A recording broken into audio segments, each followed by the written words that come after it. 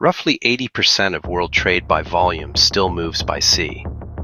Look at a ship like this, and it's easy to believe nothing will ever change that. But follow the money in 2026, and it isn't going to sea. It's going inland.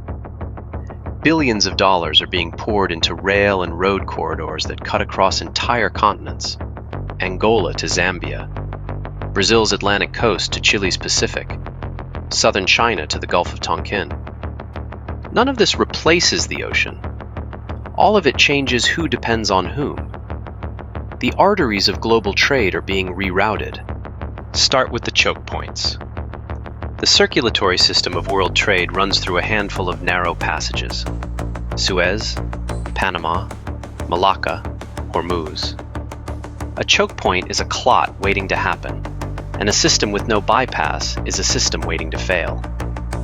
From late 2023, attacks on shipping in the Red Sea pushed most major carriers around the Cape of Good Hope.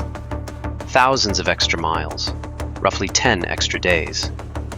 In the same stretch of years, drought dropped water levels in Panama, and the canal cut daily transits by close to a third.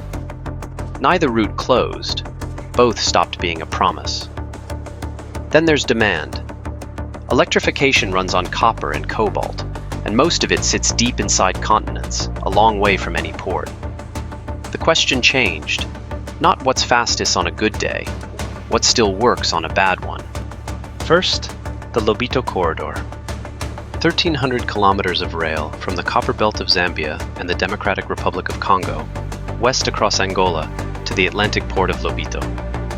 Copper and cobalt that once trucked east now have a shorter run west. Washington and Brussels are paying.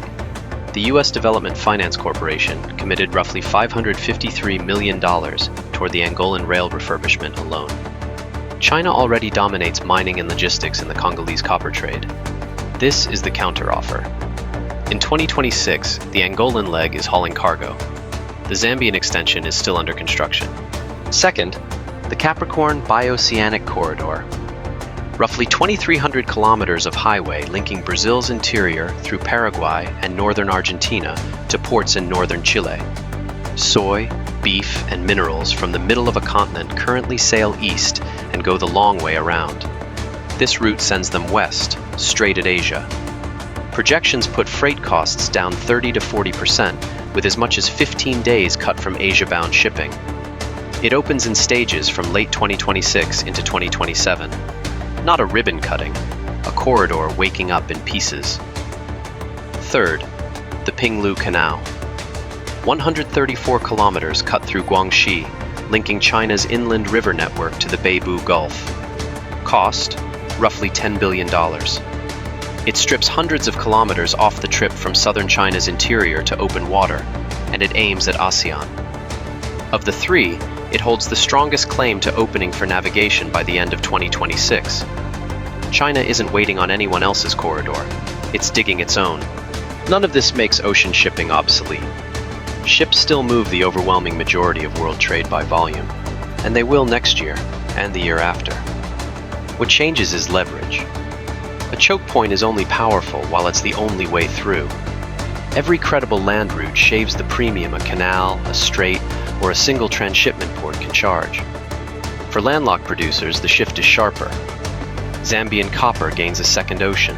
Paraguayan freight gets a working path to the Pacific it has never had. And the contest over who builds these arteries is stated openly. The United States and the European Union are financing Lobito. China has spent 2 decades wiring Africa, Latin America, and Southeast Asia into logistics it helped build and often helps run. Corridors aren't neutral. Whoever pays for the bypass has a say in what moves through it. Go back to the container ship. It hasn't lost. It just isn't the only answer anymore. In 2026, the system gets its bypasses. Some open, some partial, some still years from finished. Steel through desert, dust, distance. A body doesn't grow new organs. It grows new vessels. The map of the world isn't changing, but the arteries that keep it alive just did. Subscribe to Global Arteries for more deep dives into the machines and networks powering our world.